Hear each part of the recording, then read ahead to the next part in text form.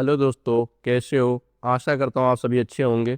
तो जैसा कि हमने पिछले पार्ट 5 में हमने जनरल रजिस्टर बनाना, जनरल रजिस्टर में एंट्री कैसे सॉल्व करते हैं, मतलब बिल को कैसे सॉल्व करते हैं और उनको DRCR फॉर्मेट में सॉल्वेशन करना, बैलेंस निकालना, मतलब कि क्या होता है DR, क्या होता है CR, ये सारी चीज़ हमने सीखी। ठीक है। तो अब इस पार्ट में हम उस एंट्री से रिलेटेड लेजर्स क्या होते हैं, अकाउंट्स क्या होते हैं, इन सारी चीज़ों को कन्फ्यूजन से क्लियर करेंगे। प्लस इनका लेजर्स का opening balance, closing balance, trial balance, report क्या होती है, हम नेक्स्ट पार्ट में पढ़ेंगे। ठीक है। तो सबसे पहले हम देर ना करते हुए वीडियो को स्टार्ट करते हैं। अगर आप लोग चैनल में नए हैं तो चैनल को सब्सक्राइब कर लीजिए और ज्वाइन कर लीजिए ताकि आने वाली वीडियो आपको सबसे पहले मिले। ठीक है। तो स्टार्ट करते हैं। तो देखिए कि हमारे लेजर होते क्या, पहले उस चीज़ को समझते हैं। लेजर्स हमारे होते क्या हैं? लेजर्स हमारे क्या होते हैं? तो लेजर्स देखिए, लेजर्स हमारे क्या होते हैं कि यहाँ पे बेसिक कंसेप्ट के रूल्स हैं मेरे पास। Ledgers ledgers ledgers, okay, about ledgers. हाँ, अब लेजर होते क्या है? देखो, अबाउट लेजर्स और अकाउंटिंग ट्रांजैक्शन में जिनसे भी लेन देन हो रहा होता है उन्हें अकाउंट्स कहा जाता है, जैसे purchase, sales, cash, bank, etcetera. Etcetera में बहुत सारी चीज। ठीक है। अब ट्रांजेक्शन, जैसे मैंने एक दुकान पे गया और मैंने 10 रुपए की सामान कोई ली। अब मैंने कहा उधार में ले लो या फिर उसको एंट्री करना, बिजनेस जो दुकान वाला है वो एंट्री करेगा। तो वो कैसे एंट्री करेगा? अगर मैं उसे पैसा देता हूँ तो कैश में एंट्री कर लेगा, मेरा नाम लिखे या ना लिखे, बस वो ही लिख सकता है कि 10 रुपए का ये सामान, मेरे को 10 रुपए का पेमेंट दिया। ठीक है, इस तरह से एंट्री करेगा। या फिर अगर मैंने उधार पे लिया है तो मेरा नाम मेंशन करेगा। ठीक है। तो ये भी एक तरह का अकाउंट्स होता है। इनको हम हेड या लेजर भी कहते हैं। टैली में इन्हें लेजर कहा जाता है। ठीक है, टैली के अंदर जो होता है लेजर का। अब टैली में दो लेजर पहले से बने होते हैं। पहला कौन सा? पहला लेजर होता है कैश का, दूसरा होता है प्रॉफिट एंड लॉस का। ठीक है, दो लेजर ये आपको बने बनाए मिलते हैं, हमको टैली के अंदर बनाना पड़ता ही नहीं कभी। ठीक है। अब लेजर की जरूरत क्यों पड़ी हमें टैली के अंदर, सबसे बड़ी बात ये समझते हैं। तो टैली में ट्रांजेक्शन की एंट्री करने के लिए पहले लेजर क्रिएट करना होता है। जैसे हम बैंक में पैसा जमा करने से पहले अकाउंट को ओपन करते हैं, तभी तो बैंक वाला समझेगा कि आप हमारे अकाउंट के कस्टमर हैं। इसी तरह से हम जब बिजनेस में कोई चीज़ बेचेंगे तो उस कस्टमर का एक रजिस्ट्रेशन अकाउंट ओपन करेंगे जिसे हम लेजर कहते हैं। और एक बार अकाउंट ओपन करने के बाद आपका अकाउंट लाइफ टाइम ऑन रहेगा। ठीक है, जब तक आप उसे क्लोज नहीं कराएंगे। ठीक है, जैसे बैंक में होता है वैसे टैली के अंदर अगर आपने एक बार हमारे यहाँ से सामान परचेस कर लिया या फिर सेल कर लिया, जो भी है, तो उस चीज़ में क्या होगा, आपका एक रजिस्ट्रेशन हुआ लेजर की तरह, मतलब लेजर ही बनाएगा। अब वो आप उस लेजर के अंदर आप जितनी बार चाहो उतने बार आप सेल्स परचेज जो भी करना चाहो कर सकते हो। समझ में आया? ठीक है। तो ये हमारे टैली के अंदर लेजर होते हैं। अब लेजर के हिसाब से, मतलब लेजर के नेचर के हिसाब से, ट्रांजेक्शन्स के नेचर के हिसाब से हमें उसे एक ग्रुप में रखना पड़ता है। अब देखो, नीट ग्रुप की जरूरत पड़ी। बिजनेस में लेजर की संख्या बहुत ज़्यादा होती है वाकई में। भाई एक दिन में कितने कस्टमर आ जाते हैं, लाखों आ जाते हैं, 10,000, 2,000, 3,000, 4,000, कितने भी आ सकते हैं। ठीक है। इसके बाद अब उन्हें मेंटेन करने के लिए भी, मतलब कि टैली में ग्रुप दिए गए हैं। क्यों ग्रुप की जरूरत पड़ती है? क्योंकि जब हम रिपोर्ट बनाएंगे तो भाई 10,000 कस्टमर का डाटा कोई सेल किया होगा, कोई परचेस किया होगा। तो अब हम कैसे पता करेंगे उस 10,000 में कौन सेल है कौन परचेस का है? तो इसी के लिए टैली ने हमने ये प्रॉब्लम को देखते हुए सॉल्व करने के लिए हमें लेजर के सेम अनुसार ग्रुपिंग करने का ऑप्शन दिया है। ठीक है। तो टैली के अंदर टोटल 28 ग्रुप होते हैं। तो 28 ग्रुप कौन से होते हैं? एग्जाम्पल पहले समझ लेते हैं। माना हमारे बिजनेस में 5,000 ट्रांजेक्शन हो जाते हैं और उन ट्रांजेक्शन को 1,000 अकाउंट के बीच में किया गया है। अब हमें इनका ट्रायल बैलेंस रिपोर्ट बना, मतलब कि एक रिपोर्ट बना जिसके अंदर हमें सेल्स दिखे कितनी हुई है, परचेज कितना हुआ है, इनकम कितनी हुई है, एक्सपेंसेस कितना हुआ है। ठीक है। तो लेवटीज कितनी है, एसेट्स कितने हैं, ये सारी चीज़ें हमारी हमें दिखना चाहिए।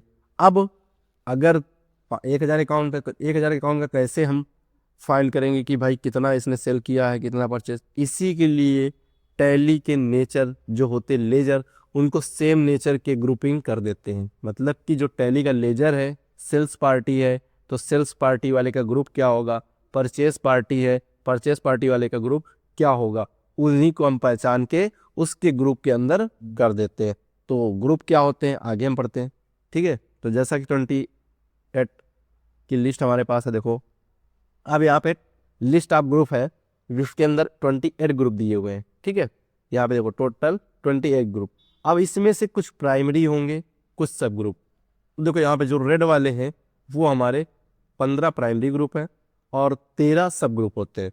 अब इसमें से हमें कुछ ही पढ़ना है जो मोस्ट यूजुअल बिजनेस के अंदर होते हैं, जिसमें से 10 से 12 ग्रुप का हमें नॉलेज होना चाहिए, ठीक है। अब प्राइमरी ग्रुप क्या होते हैं, मतलब वो सब ग्रुप के भी ग्रुप होते हैं। मतलब कि कुछ ग्रुप ऐसे होते हैं जैसे एसेट्स, कैश, मतलब कैश कहीं से पैसा आ रहा है, बैंक में भी पैसा आता है, जब पैसा आ रहा होता है तो उसका भी एक प्राइमरी ग्रुप होता है एसेट्स, ठीक है। जैसे बैंक अकाउंट से कोई कोई पैसा दे देता है, कोई कैश से दे देता है, तो इस चीज़ों पे क्या होता है कि उनका भी प्राइमरी ग्रुप होता है एसेट्स, ठीक है। तो आगे समझते हैं धीरे से। यहाँ पे देखिए अब यहाँ 15 ग्रुप है, आप इन्हें पढ़ लीजिए कि कौन सा प्राइमरी है कौन सब ग्रुप है, ठीक है। इसके बाद इंपॉर्टेंट, टैली में 28 ग्रुप्स की लिस्ट बनाने के लिए अकाउंटिंग में बेसिक 4 नेचर और 4 ग्रुप को यूज किया गया है। इसलिए अगर हमें सभी ग्रुप को प्रॉपर समझना तो पहले हमें अकाउंटिंग थ्योरी, कंसेप्ट और रिपोर्ट को समझना पड़ेगा। अकाउंटिंग के पॉपुलर लेजर को टैली में बनाने के लिए हमें टैली की कम से कम 10 से 12 इंपॉर्टेंट ग्रुप्स की जानकारी होनी चाहिए, जिनको हम इस कोर्स में पढ़ेंगे, ठीक है। तो देखो मोस्ट यूजुअल ग्रुप हमारे कितने होते हैं, ये cash in hand, bank account, purchase account, sales account, sundry debtor, sundry creditor, indirect expenses, direct expenses और indirect income, direct income, capital account, fixed. अब ये होते क्या, देखो कैश इन हैंड ये एक सब ग्रुप है जिसका प्राइमरी ग्रुप आपका होता है करंट एसेट्स, ठीक है। बैंक ग्रुप एक सब ग्रुप है। क्यों सब ग्रुप, क्योंकि बैंक के कई कई मल्टीपल्स नेम होते हैं, कोई पीएनबी, कोई कैनरा, इस तरह के बैंक होते हैं, तो उनका सब नाम लेजरों का एक ग्रुप के अंदर आएगा। किसके अंदर, बैंक अकाउंट के अंदर आएगा। जितने भी बैंक के लेजर के नाम होंगे वो उनका ग्रुपिंग होगा बैंक अकाउंट के अंदर। अब बैंक अकाउंट का भी एसेट्स, क्योंकि पैसा आ रहा है तो इसका भी एक प्राइमरी ग्रुप होता है, कौन सा, करंट एसेट्स, ठीक है। अब परचेस अकाउंट, भाई परचेस अकाउंट में एक ही होगा, परचेस कर रहा है तो परचेस से करेगा, तो ये एक प्राइमरी ग्रुप है। सेल्स अकाउंट्स में सेल्स कर रहा है तो एक सेल्स, मतलब कि सेल हुई है इतनी की, तो वो सेल मार्केट के अंदर हम अपने बिजनेस में कितनी सेल की है तो ये हम पहचानेंगे सेल्स अकाउंट से, तो सेल्स अकाउंट एक प्राइमरी ग्रुप है। सन्नी डेप्टर, डेप्टर वो होता है जब हम किसी को सामान बेच रहे होते हैं बिजनेस से, तो जो पार्टी सामान रिसीव कर रही होती है उससे हम डेप्टर कहते हैं। जैसे सोल्ड गुड्स ₹48,000 अमित, तो अमित को मैंने सामान बेचा, तो अमित को क्या किया है, सामान बेचा, तो अमित उधार में सामान लिया तो कल पैसा हमारे बिजनेस में देगा। तो जो बिजनेस में हमारे पैसा देता है वो होता है एसेट्स, मतलब कि जितने भी हमारे बिजनेस को पैसा देंगे वो हमारे क्या होते हैं, एसेट्स होते हैं। तो एसेट्स हमारा सन्डी डेप्टर होगा, तो कौन सा कैसा एसेट्स हुआ, सन्डी डेप्टर हमारा हुआ करंट एसेट्स, ठीक है, समझ में आ गया। अब सेल्स पार्टी हमारी सन्डी डेप्टर होती है, ये भी समझ में आ गया होगा। अब सिंडिकेटर क्या होता है, जब किसी से हम बिजनेस के अंतर्गत प्रोडक्ट को परचेज करते हैं, बेचने के लिए ट्रेडिंग गुड्स को परचेज करते हैं, तब हम उस पार्टी को सिंडिकेटर के अंदर रखते हैं। जैसे परचेज गुड्स टू रमन 5,000, मतलब रमन से हमने गुड्स अपने बिजनेस से परचेज किया, कितने के, 5,000 रुपए के, तो वो हमारे बिजनेस से लेनदार है, और जो हमारे बिजनेस से लेनदार होता है वो होता है सिंडिकेटर, ठीक है, समझ में आ गया होगा। अब सिंडिकेटर भी एक कोई प्राइमरी ग्रुप नहीं है, ये एक सब ग्रुप है। अब इसका भी एक प्राइमरी ग्रुप होता है करंट लायबिलिटीज, ठीक है, लायबिलिटीज होता है जो बिजनेस से ले रहा होता है, वो क्या होता है, करंट लायबिलिटीज, मतलब प्राइमरी ग्रुप में। अब इनडायरेक्ट एक्सपेंसेस, इनडायरेक्ट एक्सपेंसेस क्या होता है, बिजनेस में होने वाले खर्चे हमारे इनडायरेक्ट एक्सपेंसेस होते हैं। जैसे electricity bill, room rent, office internet bill, salary stop, ये हमारे सब क्या होता है, इनडायरेक्ट एक्सपेंसेस होते हैं, ठीक है।